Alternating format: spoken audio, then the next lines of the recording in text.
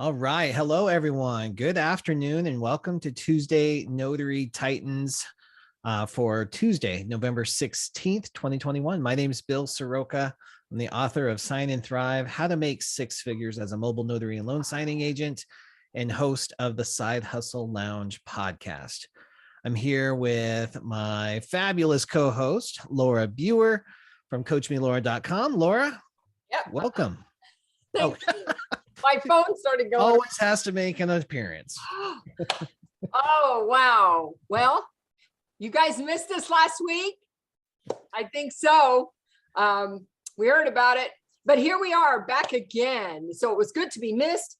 And I have a couple of great things I'd love to share with you. One is, yay, symposium is about put to bed for me. Oh my God, yes. Can I have a high five for that? High five. Yeah. All right. So that's pretty exciting, let me tell you. The other thing is today I went to do one of my exam preps where I prepare people for their exam. And I was observed today. And if anybody's had to do their job while somebody's sitting there making notes about everything you say and how you do it, you know what that can be like. And there are 100 points possible, meaning I hit everything that is expected. And I got 100 points. Five for that. Yeah. Wow. That's so that was pretty exciting. And then the other thing is no resting for me. Time to do another training class. So if you haven't seen the announcement, Illinois is next this Saturday. If you're in Illinois and you want to join us, CoachMeLaura.com/IL for Illinois. And I'm sure Bill will drop it in the chat for you. Bill, is that I didn't look at the time when I signed up. Is Illinois 2 hours ahead of us or 3 it's hours? Not, you and I are in different times now too. So it's 9 a.m. Central time. So 9 a.m. Illinois time. And there's only 9 seats left, guys. So if this is of interest to you, get it now because there's very limited seats. It's limited to 35 people and it's almost sold out as it is. Yeah, that went pretty fast. And Illinois is having law changes coming up. And so I'll be addressing those as well in that class. So look what time it is, but I believe it's 9 o'clock, then it's 7 o'clock my time for me. And those are the 3 things that are on my plate today. Fabulous. Thank you, Bill. All right. Well, thank you so much, Laura, and congratulations on another symposium. Well done. That was magnificent. Speaking of symposium, one of the speakers for the Notary Symposium and founder of signingagentmarketing.com, Jennifer Neitzel's here as our co-host today. Jennifer, welcome. Thank you so much for spending some time with us. Thank you for having me. I want whatever Laura's had this morning. She's bringing the energy. I love it. I love it. I'll take some of that as well, guys. Jennifer, if you're not familiar with Jennifer Neitzel and Signing Agent Marketing, it is a graduate level training and support system to connect with escrow direct or closing agent direct clients. So if you're planning on merging into that part of the business, this is a great opportunity to ask those graduate level questions about how to build those types of relationships. So now you have all 3 of us here to offer some perspective on those types of questions. So let's dive in here. The way TNT works, it's like an old-fashioned call-in radio show, except we're on camera. So use the raise hand feature. When we call on you, please tell us what state you're in and get directly to your question. If you can avoid too much story, that's appreciated so we can get to as many questions as possible. And then if Laura, Jen, or myself need some background, we'll ask some probing questions.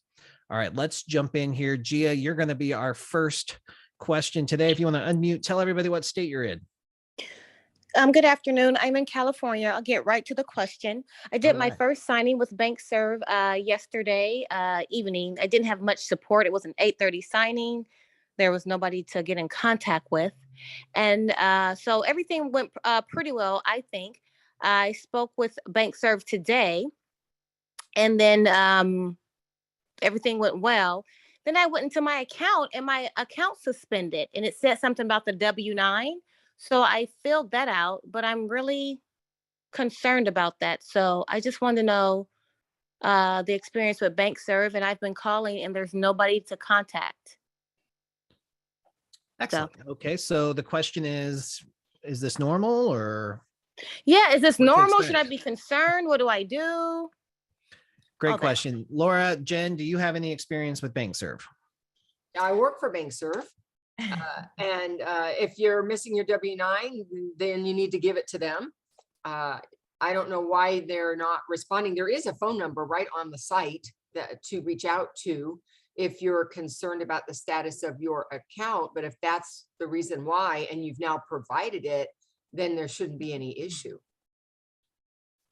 Yeah, I'm confused because everything was good with my account, had the W-9, talked to the scheduler today, and she updated some things because it paid me 0 for the signing. Then she updated that, and now it says it's suspended. So I don't know if it's a tech issue, but I've called like 5 times already about that. And I've left messages with different people, but there's nobody answering the phone. I called the 800 number, the 714 number. So I guess I just need to just wait. I'm a little confused. Gia, Yeah, can I ask you so they're waiting on your W-9 or the W-9 that you sign for the borrower? There was something missing there. My W-9, which was not an issue until I looked in there and saw that it was an issue about 20 minutes ago. And so I updated it again and signed it electronically. Mhm. But it says it's my account. You I'm should sorry? be up tonight at midnight. If you look in the morning, it should be updated because I think there's, if I'm not mistaken, I think there are things like when you post it, I think it takes some time for it to actually show up and their system to recognize it. So I bet if you check in the morning, it should be okay. If not, yeah, Laura's right. They have an 800 number there. Keep trying to call. Okay. And then also I was getting alerts from them, but I guess after the W-9 thing, it suspended my account, I'm assuming. I don't know. I'm just trying to figure it out. Does that have something to do with the suspension, or is it something that I did wrong that I don't know about? I don't know. If your Yeah. account is in suspension, it's going to remove you from the database of people. They're only sending out those notices, I'm assuming, to folks that have a full file with them. So it sounds like maybe it was just a technical glitch that you fixed, and you should start getting those back tomorrow. Laura, Okay. do you? Well, yeah, I agree. Usually overnight it takes, because they do Mhm. batch updates. Thank you. That's the word I was looking for. Batching. Thank you. Batching, yeah, NNA, same deal. It takes till overnight, and the next morning you'll see it. Yeah, I would relax. You took care of whatever the problem was. You've addressed it. Check the system tomorrow. Also, I want to say, besides the 800 numbers, I believe you can actually text or email them right off of their site when you have a concern. So you might want to look for that option, because when I've had problems logging in, I've used that function before, and they did respond to that. Thank you. Okay. all right, great. Thank you very much. Randy Venters, I know you're in Washington. Welcome. You want to unmute, and how can we help today? I've got a specific question about an Arizona form, but then maybe it relates to other states and other forms as well. So for the state of Washington, there's 4 things I have to have in my notarial block. I have to have the venue, the date, the signer's name, and then my signature. And as I'm looking at, I'm starting to get more Arizona properties because I'm in Seattle and people are buying property in Arizona. For the Arizona affidavit of property value, 2 things is, one is my stamp is too big to fit on that form, because there's a minimum size that my stamp has to be for Washington, and it doesn't fit on that form for Arizona. So what do I do there? And then 2 is the notarial block on that form is missing the name of the person signing the form for me. So am I okay just to add my own affidavit or my own draft to that form? So I think we have to just clarify, Randy, like it doesn't matter what state it is, right? Because you have a Right. form that does not comply with your state requirements. So what do you do? All right. Well, normally I'd add my own attachment, but sometimes with those state forms, they don't like when you add an attachment to those state forms. Is there any instruction, Randy, on the form that says you cannot attach your own? No. Then attach your own. and take care of the issue. It's federal forms that are usually the ones that have a hard time with us. And if it has instruction, then we just do the best we can with it. We're going to add what's missing and squeeze our stamp somewhere. But if it doesn't give instruction to say, no, you can't add anything, then add your own when it doesn't work. Okay, thank you. And then I had another question if I could ask real quick. Sure. Following up from 2 or maybe 3 weeks ago, talking about this the holiday season and thanking and giving gifts to title offices and title officers. Do you guys recommend giving gifts to the whole office, kind of like a lunch thing or a gift basket, or specific people? And then if it's specific people, is it okay to give something to the schedulers? Because I know like 2 of my local offices, I don't ever really deal with the title officers. I'm always talking to the people that are actually scheduling, their assistants. And is it wrong to give their assistants a gift? Well, a great question. I'm going to let Jen take the first stab at this one. I was going to say, that's a question for me. So, hi, Randy. It's nice to chat with you. I sort of bulk my title offices, and what I mean by that is my top 3 title offices are people that I work with, every single person in there.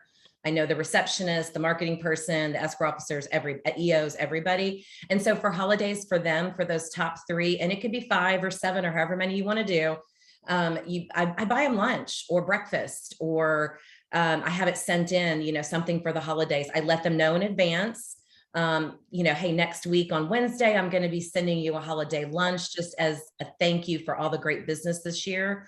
And then I have another tier where it's just escrow officers that maybe I don't work with anybody in that office but the escrow officers. And so I will send them something. And then my other tier is, of course, the schedulers and EOs that I contact. Maybe I've never even spoken to the escrow officer. So I kind of look at my whole list of title offices and determine where it best makes sense to invest my money for that particular gratitude gift for the month of December.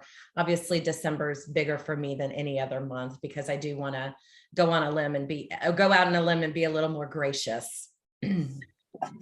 Excellent. And I'm going to jump in there too, because I love that Jen has a tier system. And that's, I think, especially if you are working escrow direct, that you're going to have some kind of tier system of your own naturally, if not organized, because there are some clients that give you more business. Your relationships are sometimes even more personal sometimes. So you have to, if you try to do a blanket gift for every single person, it gets really complicated. Like I tried to make it really easy, but that oversimplification kind of took away from the power of it anyway. So I have one office that I get tons of business from, and I'll go, even within that office, there's a tier system, right? The escrow officers get a certain level, and then the assistants get a certain level too. And I try to make sure the receptionist, everybody gets a little something that is just thoughtful and just shows some gratitude for the work we've done throughout the year. And then sometimes it's as simple as just a card to as you work your way down. And there's nothing wrong with a simple card too. Like, don't put a bunch of pressure on yourself to go out and spend hundreds or thousands of dollars on gifts. That's not expected. They're not expecting you to spend ridiculous amounts of money on them. In fact, it sometimes can make them uncomfortable. And you need to be aware that sometimes there's some banking laws that there's some title companies are really sensitive to. So they don't want it to be over $50. Sometimes they don't want it to be over $25. Sometimes it needs to be shared with the entire office, those types of things. So just keep those things in mind and don't put too much pressure on yourself. All right. Thank you. You're welcome. Laura, did you have anything that you would add to that? Oh, I think you guys did a great job. Ditto. We're coming into that season right now. All right. Gloria Holt, great to see you on here. You want to unmute and tell us how we can help? Or tell us what state you're in first. I'm from California.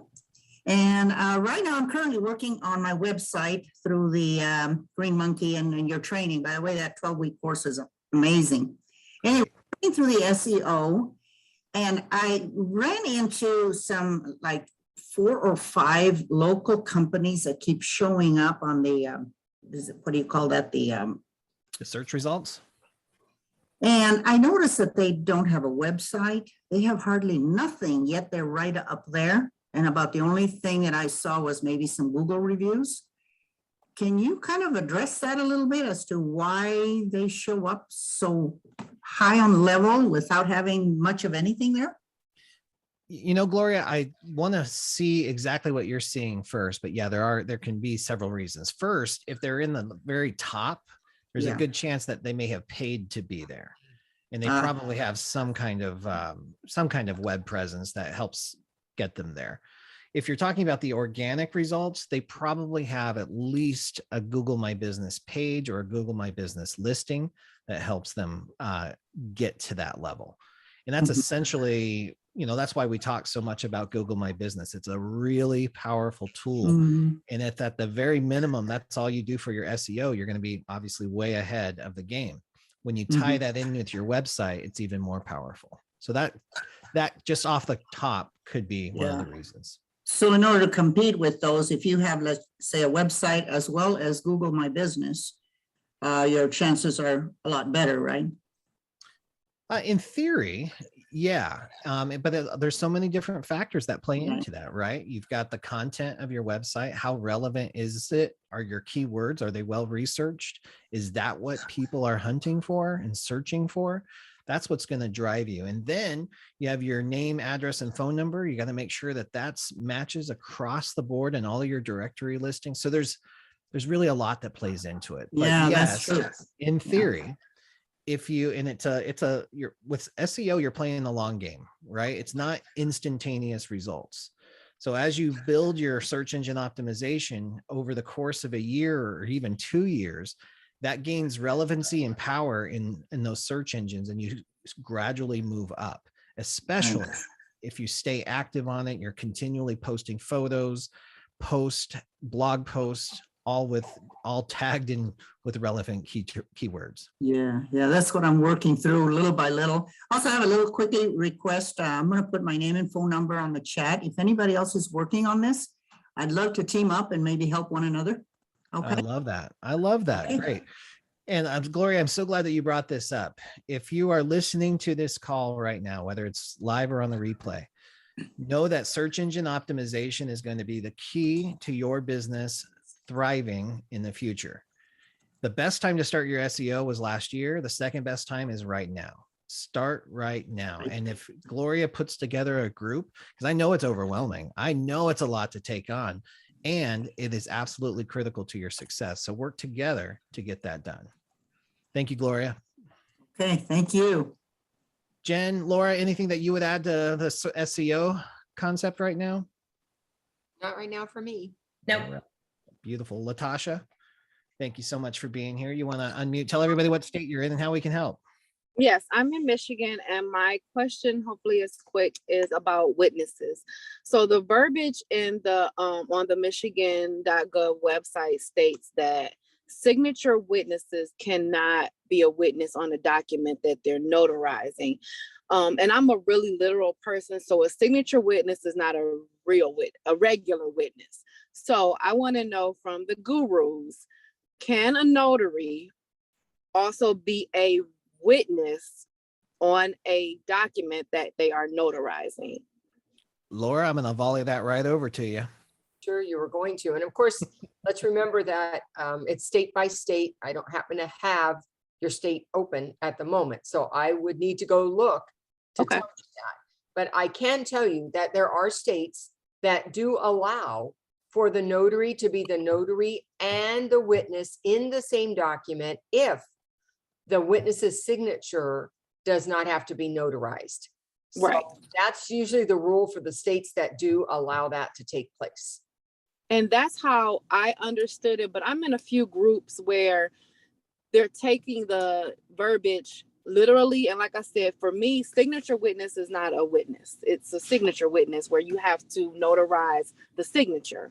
So I just wanted to know, kind of, am I understanding that correctly? Sure. So I'm not able to give a definitive answer for the group right now, but Letitia, if you reach out to me personally, I will give you the definitive answer.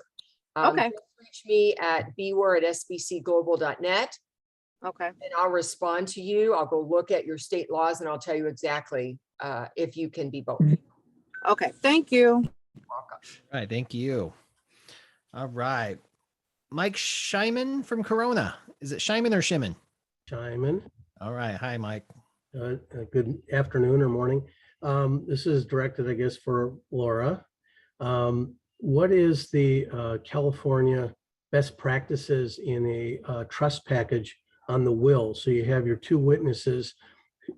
Is that to be acknowledged, or because the last one I did didn't have an acknowledgement built into it? So I didn't acknowledge the people, though I put them in my journal and everything and listed them. But should I have put in acknowledgement inside the will document? Okay, so great question. Two answers. The first one is wills are not normally notarized at all in California. Two witnesses is all that's required.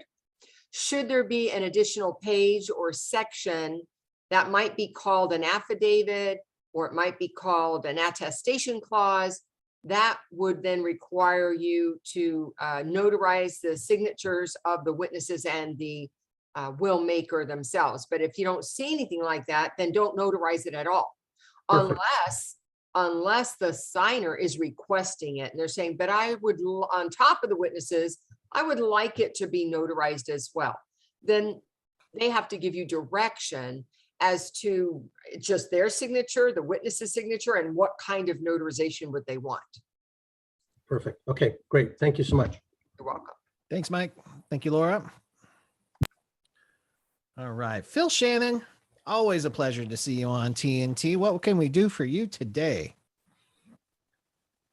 Something tells me he's on the phone. We'll come back to you, Phil. Okay. Kent from Ohio, thank you for being here. You want to unmute? And how can we help? Thanks. One of the questions I have, I do this sort of on the side. So I have the flexibility of just picking up with some signing companies. But what I'm running into now is I will get the assignment and then they won't have the paperwork available to me till 2 hours, an hour before I have to go meet with the client. And this is coming up more and more commonly to the point where I tell them I don't have enough time to prep for this and please find somebody else. Is there any way to sort of stop that from happening, or this is just a problem with the trade? Yeah, great question. Jen, you have a perspective on this? I do have a perspective on this. Hi, Kent. Hi. So this is actually not a new issue. This has been going on, I think, all through 2020 anyway. And as soon as mortgage companies got really, really busy, their closing departments got really, really busy, and everything was just coming out at the last minute.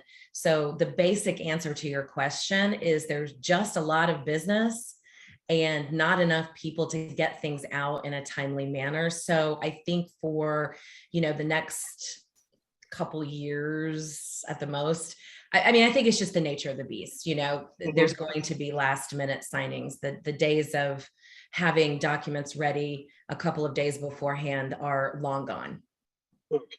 So would it be hurting myself if when I answer this, that I say, please have the document to me at least one day in advance or reassign?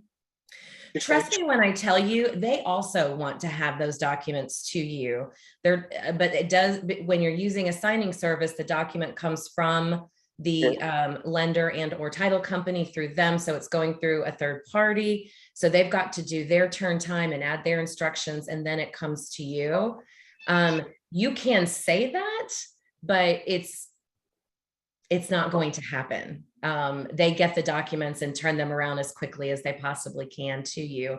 It's just the nature of the beast right now with our crazy housing market across the country. Well, so far it hasn't seemed to be hurting me or dinging me in any way. I'm still getting the offers. But I suspect if I keep doing this, that they're going to just take me off their list. If I keep saying, please, I would like at least 4 hours to look over the documents before I go and meet with the client, to do my due diligence. So, yeah, I guess it's a no-win situation. It kind of is. It kind of is. And honestly, I mean, 4 hours to review a loan package would be fantastic. I feel lucky if I have 30 minutes, just to be very real with you. I feel lucky to have that. Normally it's in this day and age right now, just print and go. A lot of people are reviewing, unfortunately, the package right in front of the signer, which is unfortunate, but it's just the nature of the beast. There's too much business and not enough people pumping these loan packages out at the lender. Okay. At their level. So I wish I had a better answer for you. No, that's pretty much what I expected, and I appreciate it. Thank you. All right. Thanks, Kent. Yeah, I remember the days of getting signings and documents like a week ahead of time. It was so awesome. Those days are long gone. Bye-bye. Yeah. Laura, I saw you unmute though. Did you have a suggestion for Kent on how to handle that? I mean, the other thing, Kent, I don't know how long you've been doing this, but I don't need 4 hours to go over a loan package. So I'm wondering if you need so much time. Well, because I'm doing this more on a side gig, I probably don't. I think that's more for my comfort level. I've been doing this for about a year now, but strictly on the side. And so I really like to look over and get everything prepared before I go out there so I don't make mistakes.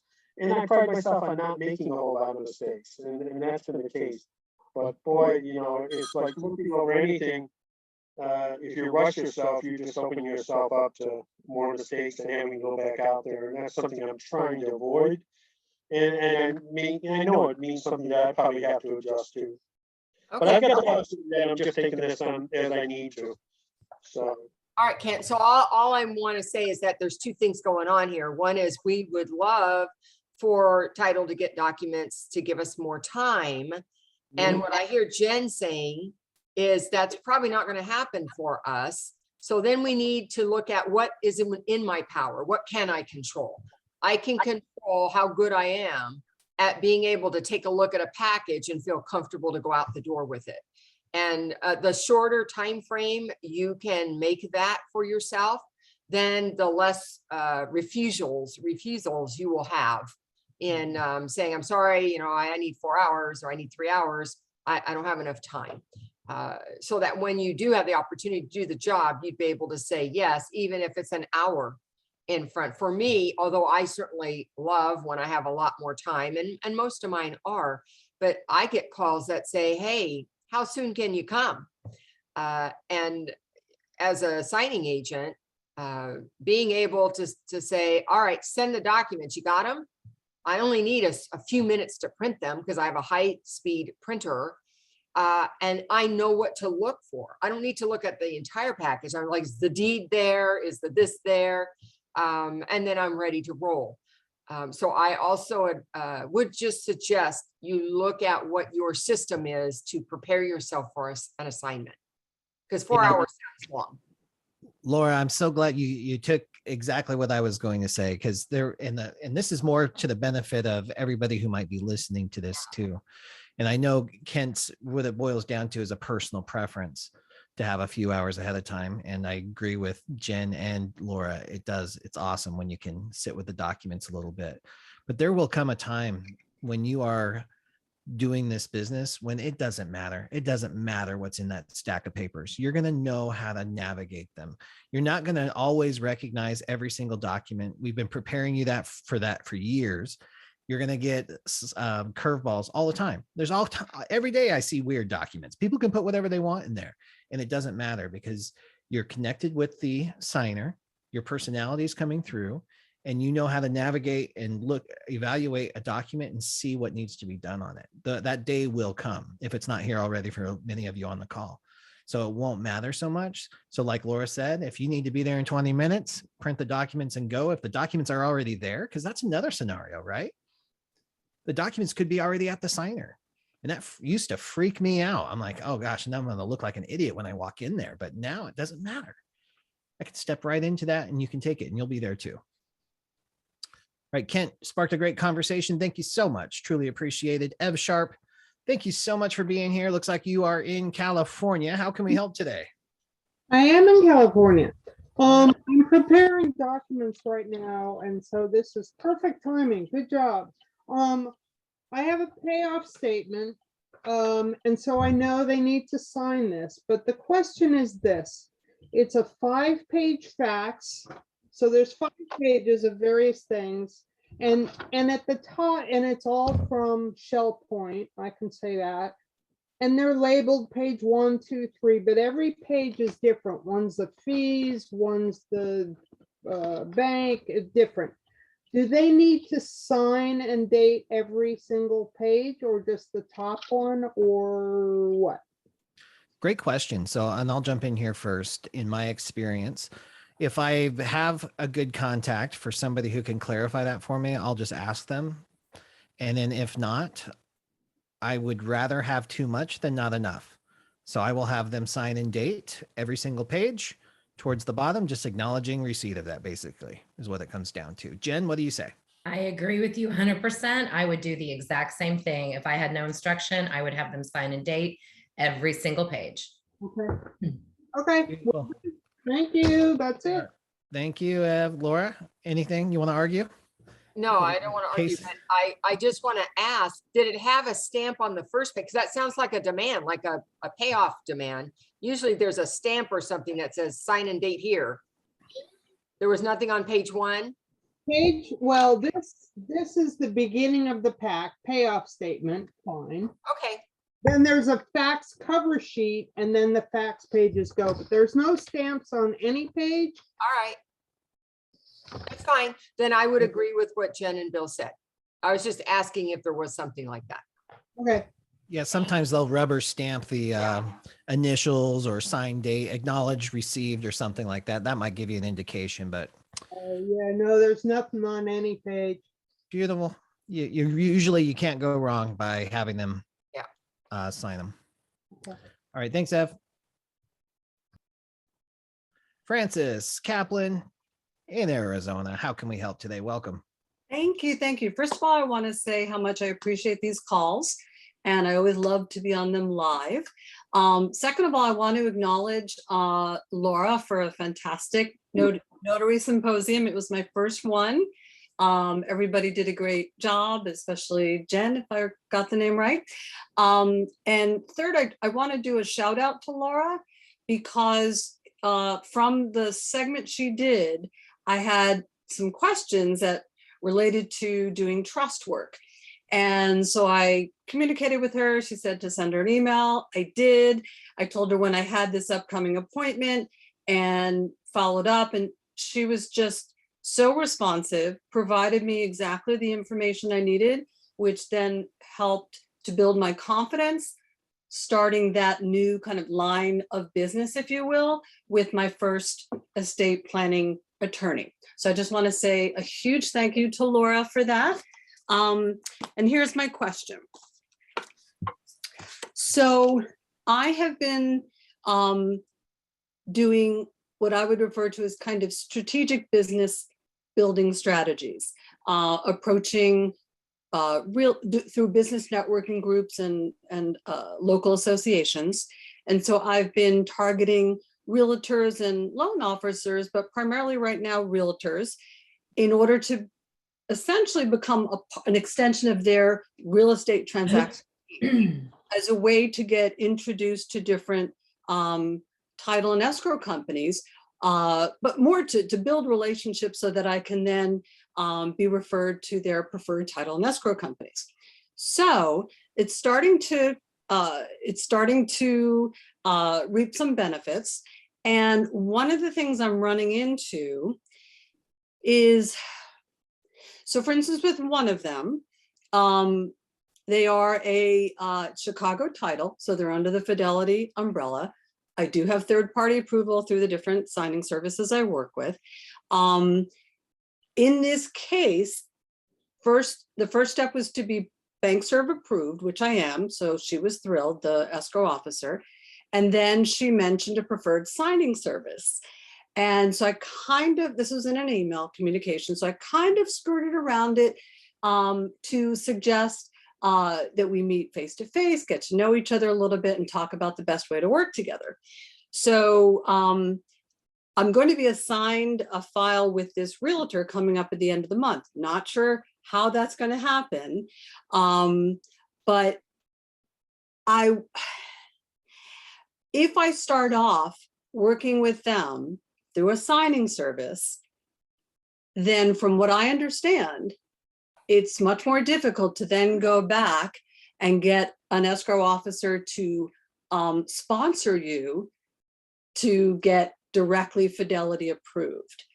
So this is one example. I have another situation, but Hold on one second though, Francis. so can you, So let's dive right into the question here. Okay, So, so how- is your concern, what is the question here? well, so the reason why I presented that is because it's starting to pay off, but I'm running into a situation where oftentimes the title company, they have a list of approved signing service company vendors that they use.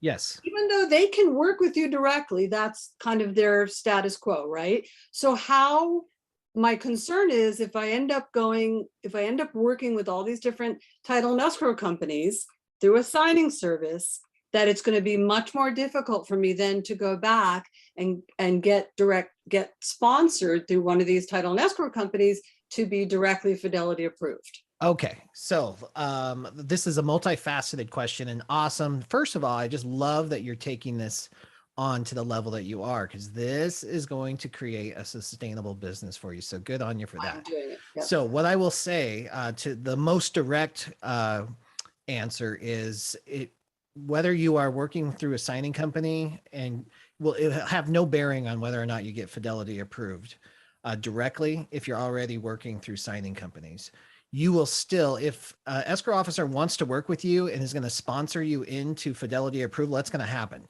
They're not going to say, oh, well, you're already sponsored through 16 signing companies, so we're not going to do that. That's probably not going to happen. And if somebody tells you that, it's probably just an inadvertent way to brush you off.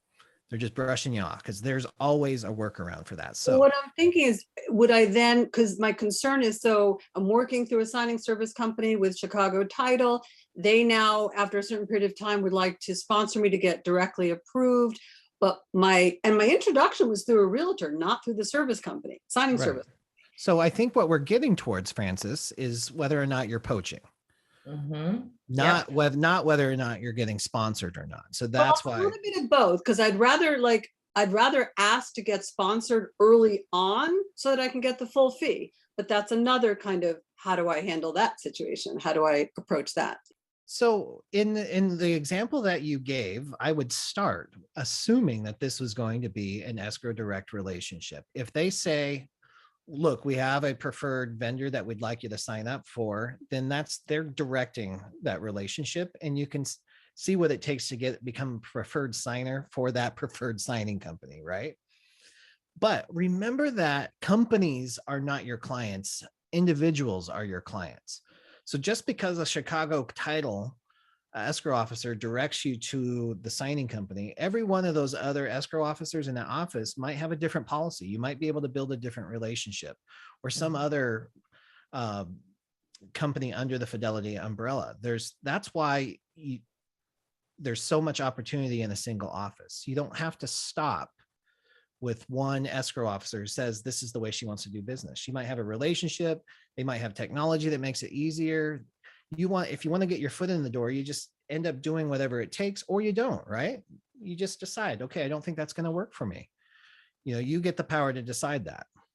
And what if I'm introduced through a signing service company, and after a period of time, the escrow officer approaches me to sponsor me? Then what? Because that's a bit dicey. Well, it can be, and there's some considerations there too, but I'd love to hear Jen's perspective on this as well. So Jen, if you're working through a signing company, you hit it off with an escrow officer, and the escrow officer says, you know what, I would rather work with you direct. How do you handle that?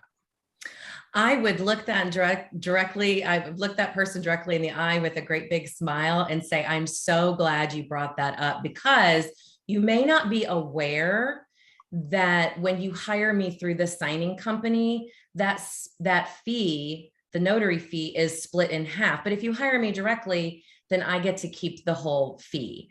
And that is my business, which is exactly what I'd say. You would be shocked how many title escrow officers do not realize that when they pay $250, $350 for a notary through a signing service, it doesn't occur to them that the notary is not getting the whole fee, because that's not their business. They don't look at that. They're more concerned with balancing a closing disclosure and, scheduling their people to come in and sign the closing documents. And the other thing I want to say is, I think you're focusing too much on fidelity sponsorship, Francis. Well, it's just come up. It's not that that's what I'm focused on. It's just Okay. coming up. It's coming up Enough where if I can get that approval, then it's unlimited. So you said your bank serve approved. yes. Okay. So you are right now approved to work in any Fidelity owned title office that you care to work in that will hire you Right. through Fidelity. If you go and if you call Fidelity corporate office and talk to them right now about, do I have to be sponsored to be to work for Fidelity? The actual answer is no. So that has changed. It's new. Laura and I talked about this on the last call that I hosted. Oh, I think There's a ton of people that have worked with Fidelity for 10, 15, 20 years. That used to be their policy. And you know what? Maybe that particular escrow officer, because she's been around for a while, like Bill said, maybe that's still her personal policy. That could very well be the case.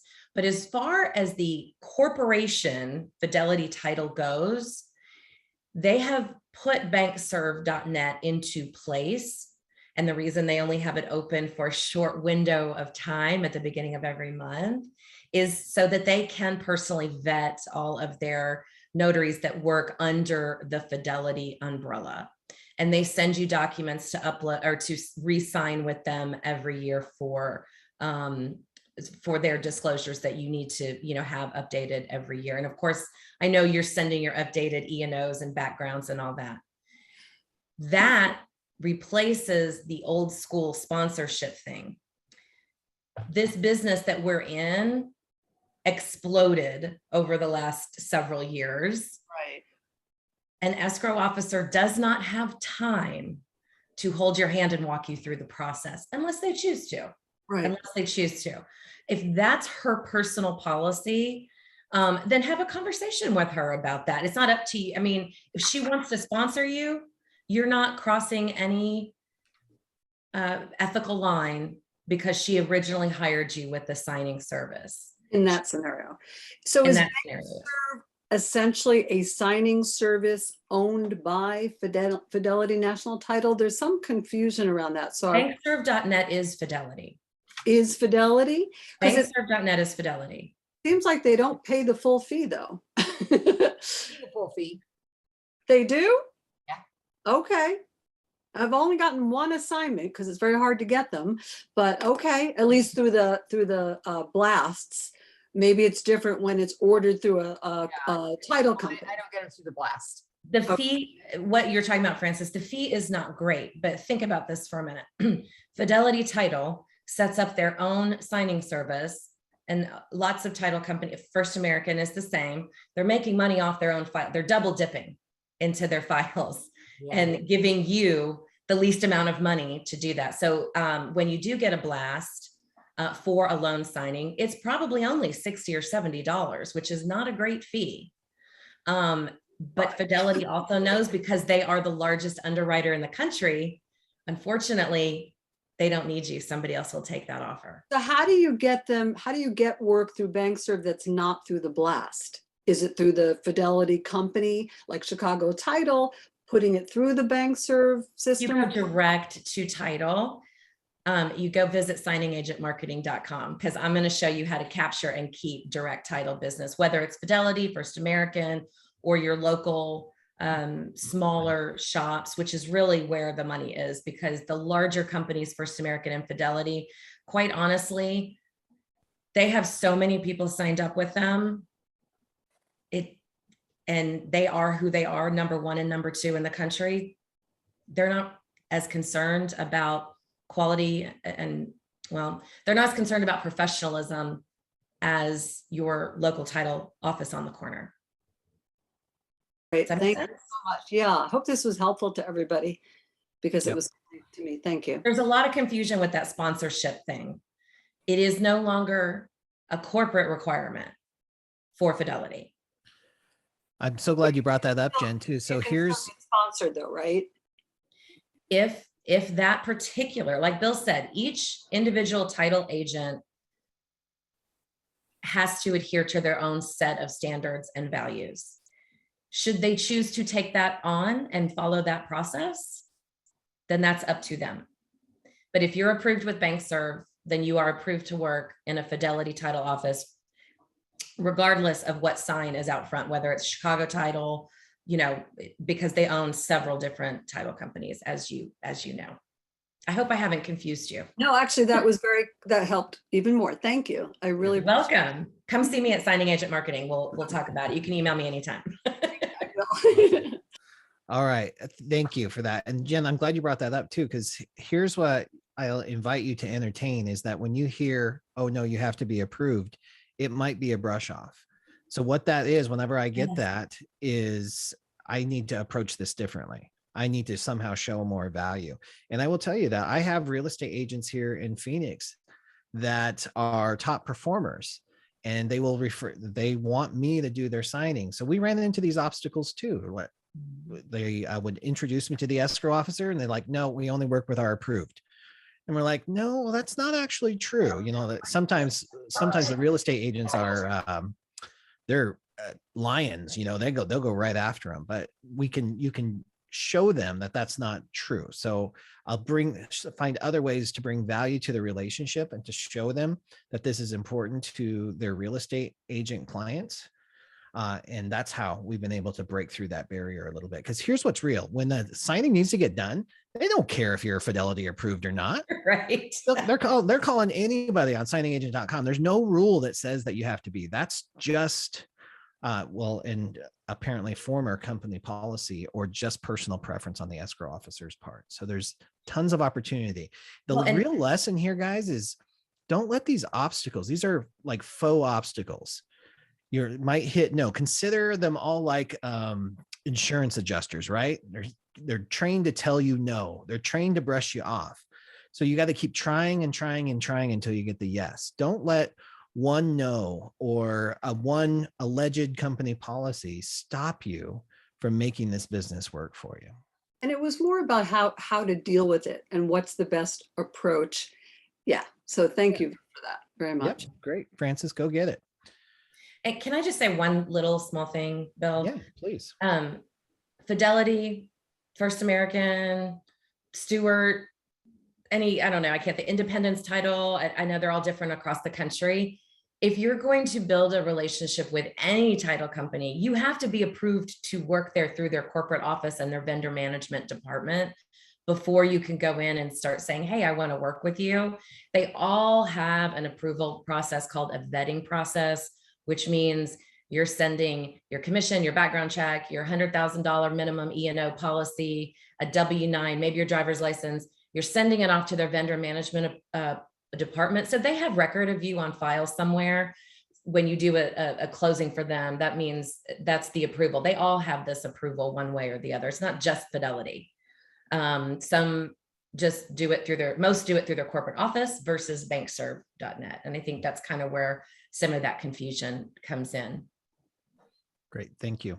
And then also, I prefer the smaller companies. Me too. They're so much easier to work with and they pay better.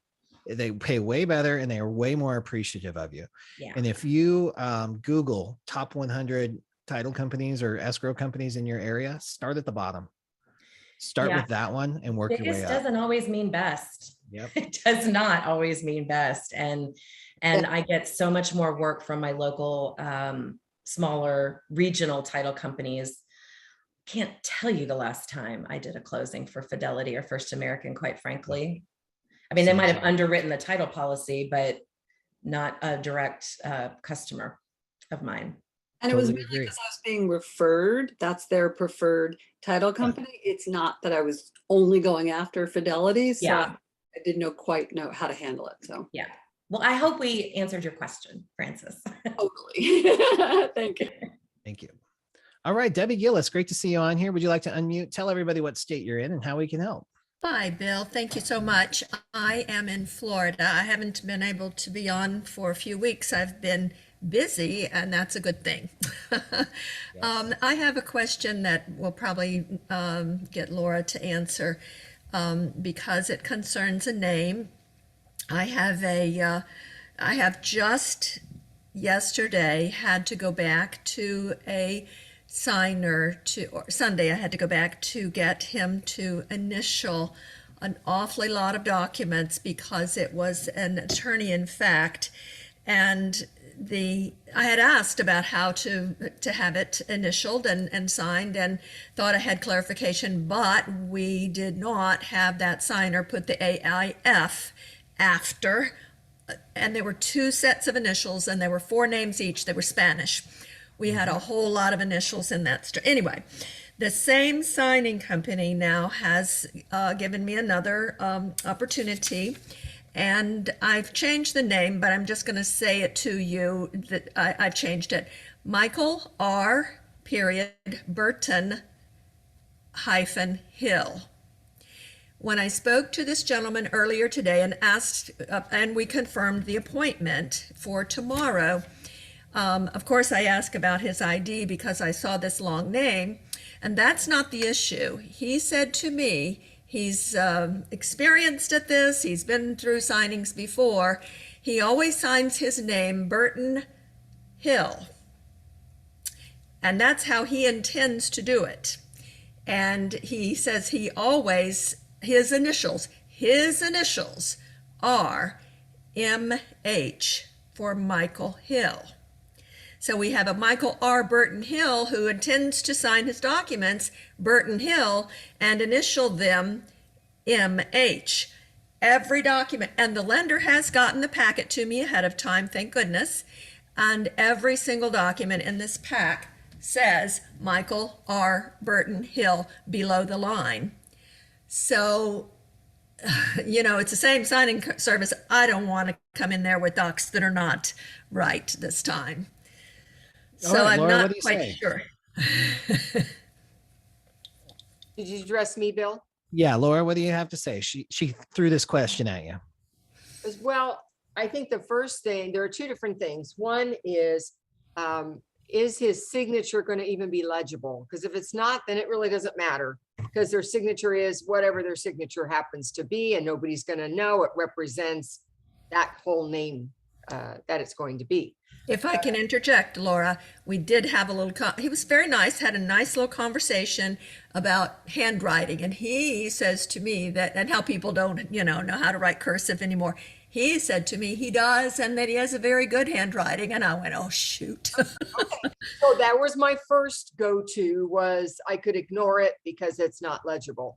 Correct. My second one is to communicate with the title company or whoever hired you that here's how the signer intends to sign, because you cannot tell him how to sign. That's the unauthorized practice of law. You may only refer to how it's been written on the document, how he's been named there, that this is the expectation. And then let them know, do you need to have a conversation with your signer?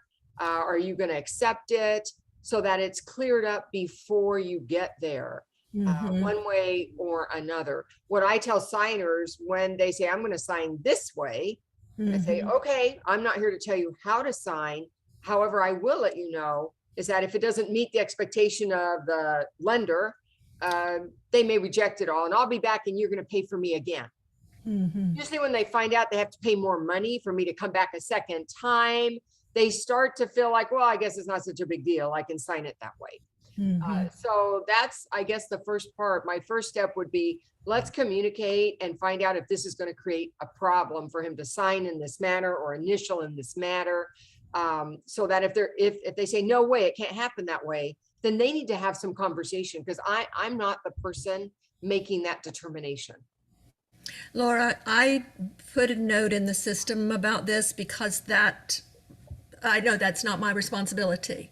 So I did do that. Haven't heard back from them because this just happened, the last little hour or so here. But I guess my question is this: what can I notarize? I have his driver's license that has this whole long name. Yeah. Then he wants to sign Burton Hill. Debbie, let me respond to your question. Okay.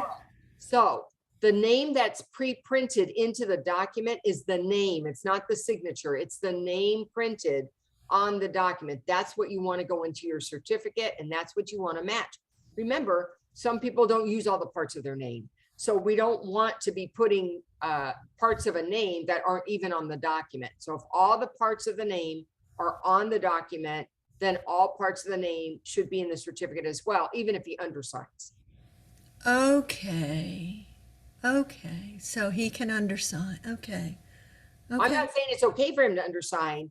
I'm just saying is that when signers do undersign, I'm not worried about that in terms of what goes in the certificate. I'm looking at what was the pre-printed name. For me.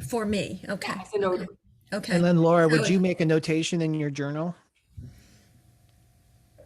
that his signature is different because his name is printed as Richard and he's signing as Burton?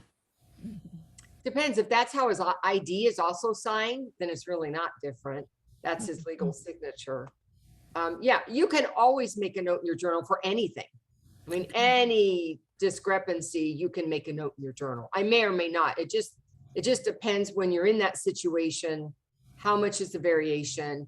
Is it different than his ID? There's a lot more I'd have to know. I'd have to actually be in the situation to decide, does this warrant me making a note? But it certainly could. Okay.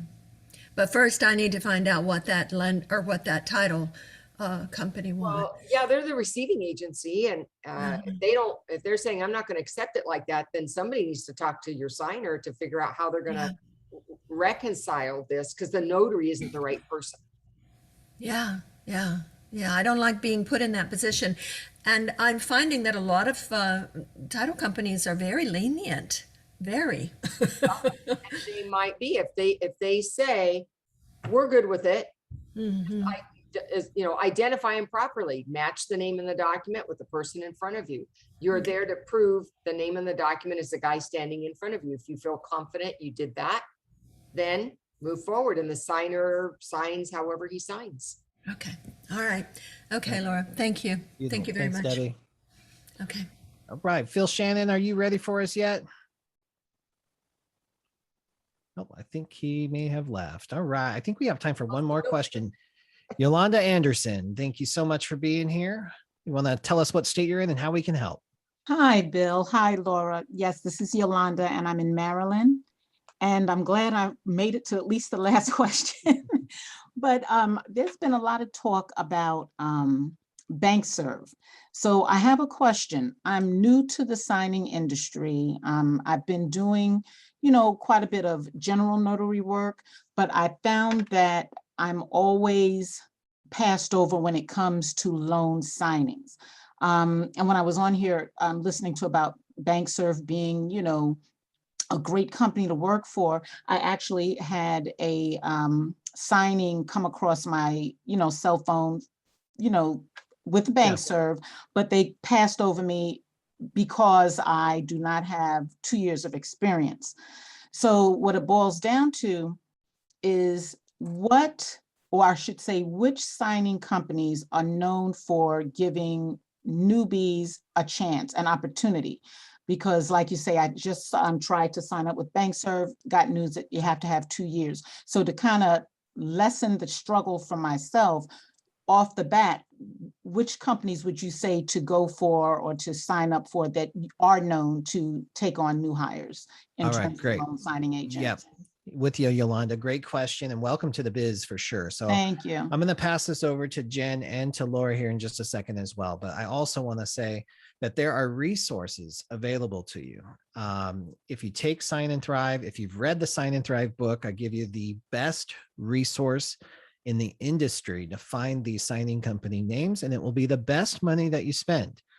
At top price, I think it's $125 a year. If you've taken a training from me, from Carol Ray, from Mark Wills, you get a discount. And it's like $60 a year to be part of notaryreviews.org with Carrie Rivera. It has 900 signing companies, all rated and reviewed by your signing company peers. So you want to get access to that list. And here's the thing, Yolanda, there's no shortcuts. It is tedious. It is the worst part of this business, is signing up with all those different signing companies and the platforms, but it is worth it because this is a numbers game. And for every company that tells you, no, sorry, we don't have enough experience, there are 10 that will hire you right away, especially right now. Right. And that was my point, because I've been signing up with them, but I'm just wondering, I'm sitting waiting, wondering, are these going to take on newbies, or which ones do you know of ones that actually do? There are more that do than don't. And even BankServe and Amrock, all the ones that have these rules have exceptions to every single rule. And that's why I said earlier, don't let some company policy stop you in your tracks. If you have the drive and the desire and the ability to build relationships, you can get around any rule you want to when it comes to getting your foot in the door. Jen, Laura, I'd love you to take us home on any suggestions there. 100% what you said. I recommend to anybody that asks me about signing services, notaryreviews.org. It is a gold mine for new loan signing agents, Yolanda. It's worth every penny and then some. And those reviews are done by working loan signing agents, none of whom own a signing service, none of whom are affiliated with a specific company. They're people like me and you and Bill and Laura that are out there doing the work, and we give them honest ratings and reviews. Go sign up for it. Carrie Rivera is the owner. She's got some membership requirements that do not include a 2-year waiting period. So go check out those requirements, meet those requirements, and spend your money there. Got you. Yeah. Okay, I appreciate Laura? that. Will do. Laura, any other closing suggestions as we close out? Ditto, ditto, ditto. I use Carrie's list, and I'm an experienced notary, because I don't just use it as a lead list, but I use it as somebody's hired me and I've never worked for them before. I go look to see if they're on the list and what their rating is. Yep. Right. So I use it for both sides. Okay. Well, I appreciate it. Thanks so much. Yeah, my pleasure, Yolanda. Great question. Thanks for bringing that to the table. Jen Neitzel, thank you so much for joining us and spending an hour with us. I have to say something before Yes, we go. please. Yes. Is there anybody on this call that lives in Dallas, Texas, or Fort Worth, Texas? We've got 234 people on this call. Is there anybody on this call? We got some Dallas folks. Guys, I have some news for you. Okay, I know we're running over. I apologize. But December 1st in Roanoke, Texas, Mr. Bill Soroka is coming to Dallas. We're hosting a luncheon. He's going to be there. Come meet Bill. Come meet me. We have, I think, 12 spots open left for this lunch. By the way, it's free. You're going to have to wear your holiday best because it is a networking function. So not only will you get to come and meet Bill, you will get to come and learn how to network. It is an excellent opportunity that's going to cost you $0 unless you want to buy a drink at the bar. There will be a cash bar there. So if you live in Dallas, Texas, Fort Worth, Texas, or anywhere near there, or you want to fly in, because we actually do have people flying in, I want you to go to, and Bill, will you put this in the chat if you don't mind? Yep, sure. You're going to go to signingagentmarketing.com. And right next to the home button, you're going to see a button that says holiday event. Register and do it quick, because I kind of have a feeling that within the next 30 minutes, those 12 spots are going to be gone. But I didn't want to waste anybody. I wanted to give anybody a chance that wanted to come meet Bill in person, hang out with Bill. We're going to do a meet and greet. You know, he's the Justin Timberlake of the notary world, right? Right. So we've got to treat him as such. So come meet him, come have lunch, learn how to do some networking. You're going to meet some great business owners in the area too. It's just going to be a fabulous time. There will be a photographer there, so dress your best. Awesome. Well, it sounds like I have to wear pants though, Jen. We didn't You talk are going to about have that. to wear pants. All So I apologize in advance for that. Well, I don't know. If you hope- want to show up in shorts, that's fine. Let's do that. I really look forward to seeing Jen again in person. It was in Dallas where we first connected and met. So I'm looking forward to that again. And anybody who's in the Texas area, I'm looking forward to meeting you. And yes, to answer the question, I think we're going to do something in Phoenix as well. Yeah. Early 2022, plus all over the country, guys. It's time to travel. I think people are ready to get out and about. So that's it. We'll wrap up today. Thank you so much. There should be a Legal Shield call starting right this second. If you go to notarycoach.com/TNT, you can get the link, the Zoom link to Phil Shannon's Legal Shield call. It's happening as we speak. Thank you so much for growing yourself and your business on the Tuesday. We'll see you next week. Bye-bye. Thanks, Laura. Thanks, Jen.